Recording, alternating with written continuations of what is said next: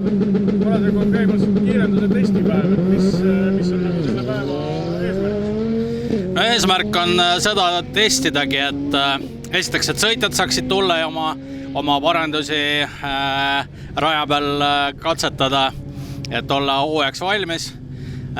Teine eesmärk on see, et kõike koostööd toimimas näha, et me oleme panustanud see aasta oluliselt rohkem päästemeeskondadele, et meil on lisandunud uued inimesed ja uus korraldaja, ühesõnaga, et kogu võistluse kulg oleks hästi sujuv, siis siin katsetame siis need kitsaskohad ära ja ma usun, et juba Eesti meistrivõistluste esimesel etapil oleme me oluliselt sujuvama käiguga valmis võtma nii sõitjad vastu kui ka publikut.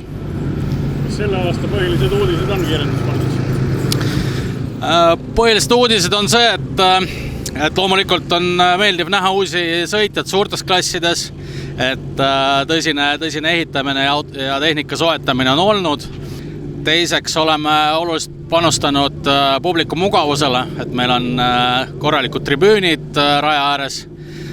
Samuti Eesti meistrivõistluste etapid, mis toimuvad Kiltsil Haapsalus, siis on kõik festivali formaadis, et me ootamegi inimesi juba mitmeks päevaks enda juurde, et laupäeva õhtul on meil sellised A-kategooria bändid esinemas, et lisaks eraldi festivali ala, kus siis päeva jooksul toimuvad ka erinevad tegevused, et oleme mõelnud lastele, oleme proovinud toitlustust märksa mitmekülgsemaks viia, ehk siis kõike peaks olema rohkem ja ägedamalt.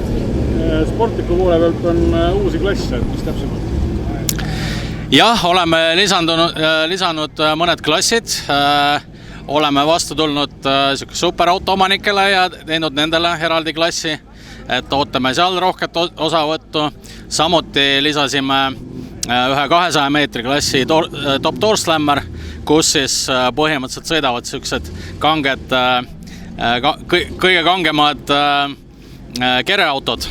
Aga see klass on siis 200 meetrit, et seal on natukene võrreldes proomod klassiga turvareeglid natukene lihtsustatud, aga kuna distants on 200 meetrit, siis seda võib natukene teha, et kiirused ei ole nii suured.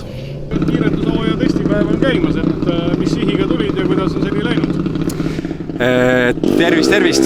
Hetkel on siis lugu selline, et oleme tulnud siia testipäevale meie jaoks täiesti uue autoga. Et see on tegelikult legendaarne, Eesti kiirendusmaastikul juba väga legendaarne auto. Siis Lauri Kuriksi esimene võistlusauto. Ta veel vahepeal rendas ka Eduard Sangerneebo kätte ja siis autospordimuuseumisse. Ja siis nüüd tuli selline ambitsioonikas mõte, et tooks ta muuseumist uuesti rajale tagasi. Hetkel praegu sõitmas veel käinud ei ole, et kuna esimesed sõidud üldse omal jalal see auto tegi eile, et siis on siin natukene sättimist ja toimetamist, aga peatselt loodame minna rajale proovisõitu tegema. Mis klassi see auto kuulub ja kuidas on su enda areng selles kiirendusspordis olnud, kuidas see siiamaani? Selle autoga siis sellel aastal plaanime sõita superkomp klassi, siis indeksid 8,9 sekundit. Et kui muidu võib-olla varasemalt teatakse mind ühe punase Pontiaci järgi, et millega on siis nüüd 5-6 aastat juba sõidetud, et siis esimene veerand miili aeg oli 15,4 sekundit. Eelmine aasta sõitsime selle autoga välja 9,84 jäi selle auto parimaks siis veerand miili ajaks, et mõni ütleb, et on väga kiire areng olnud, et eks see on iga ühe enda arvamus, aga jah, et selline soovi ja ambitsiooni ja tahet on, et liigume kogu aeg edasi. Räägi natuke endast, et kaua sa oled kiirendusega tegelenud ja mis on olulisemad saavutused? Jah, selle kiirendusauto ehitusega, see oli küll teine auto, kandis küll sama nime Õudsmobiil Kutlas. Sellega selle ehitust alustasime aastal 2019, 2020 aasta lõpus, hooaja lõpus saime rajale, siis purunes meil kardaan ja siis tegelikult läks ehitus edasi ja iga aastaga siis autot täiendasime kuni siis eelmise hooaja kesksuveni, kus Tartus meil tekkis tõsisem probleem. Seal see mootor ikkagi granaatis ära, tekkis ka väike tulekahju ja siis Andres Arnover pakkus sellist lahendust, et võtame sulle sellise kere ja teeme päris kiire auto. Ja see tundus siis juba nagu loogiline mõte ka.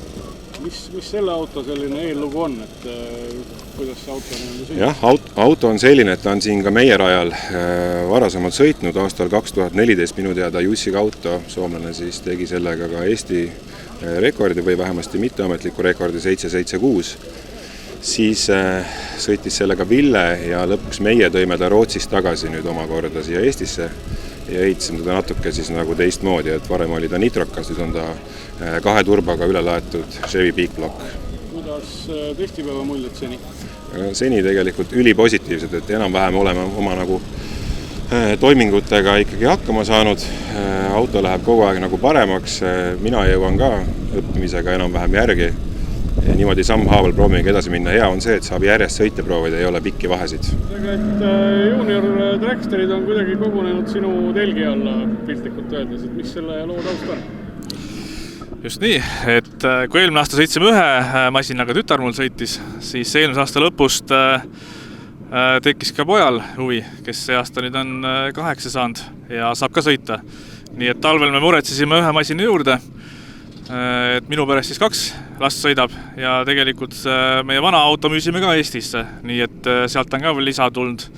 Pluss võib-olla kogu see kogukond on huvi tekitanud siin teistes sõitjates ka, et täna on siin 3 masinat, testisime 4, aga vaatame äkki hooaja peale on siin võiks 5 või 6 tükki olla kokkuus. Kui sa lühidalt tutvustaksid, millest tehnilises mõttes see junior trackster koosneb? Ta ongi siis miniatuurne trackster suurest.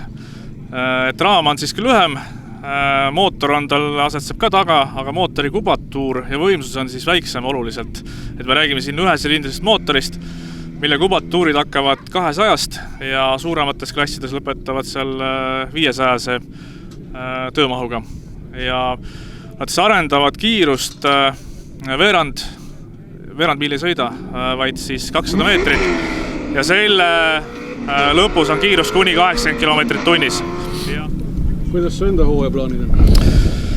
Et jah, see hooaeg plaanen siis rohkem rõhku lastele, et ühtegi täissarja ei plaani kuskil kaasas sõita, et siin uuel nädalal tegelikult plaan juba Soomesse teisele etapile minna ja eks siis vaatab suve peale, palju jõuab sõita.